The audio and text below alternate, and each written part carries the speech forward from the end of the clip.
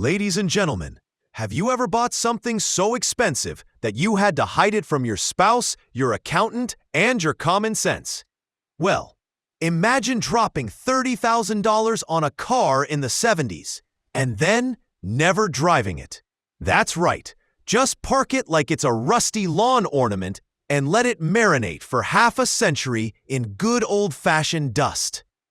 Welcome to the wonderfully absurd world of the slant-six fuel-y Mercedes 300 SL.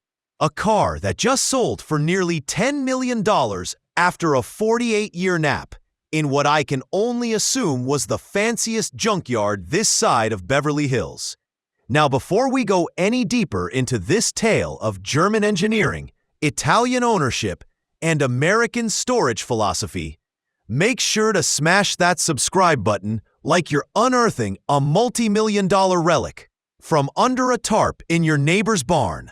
Trust me, this isn't just another video about old cars. This is the automotive version of discovering buried treasure. So here's what made the 1955 Mercedes-Benz 300 SL the holy grail of garage ornaments. Under that dusty aluminum skin lives a 3.0-liter inline-six slanted at 50 degrees because the engine was too tall to fit otherwise.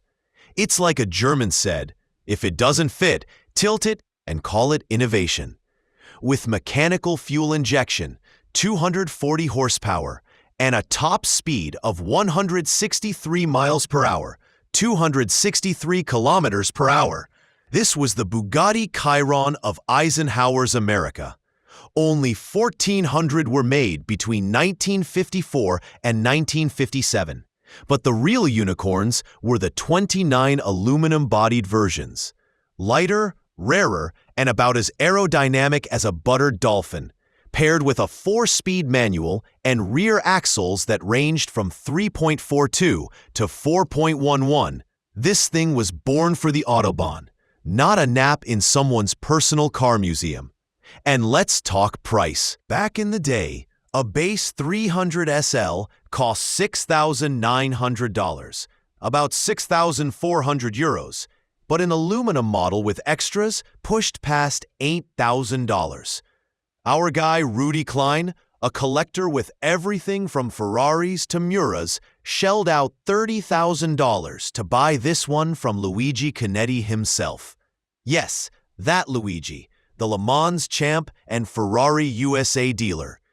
But instead of showing it off or taking it for a Sunday spin, Rudy did what any reasonable billionaire hoarder would do: parked it, locked the door, and apparently forgot about it. The car never moved again until his kids recently auctioned it for almost $10 million. So if you're thinking of tossing your retirement fund into an old car that'll just collect dust, good news, you might be sitting on a gold mine. And hey, if you want to sponsor our channel for just $1, the link is under this video. That's cheaper than the original owner's kiddie pool hot tub, and arguably a better investment.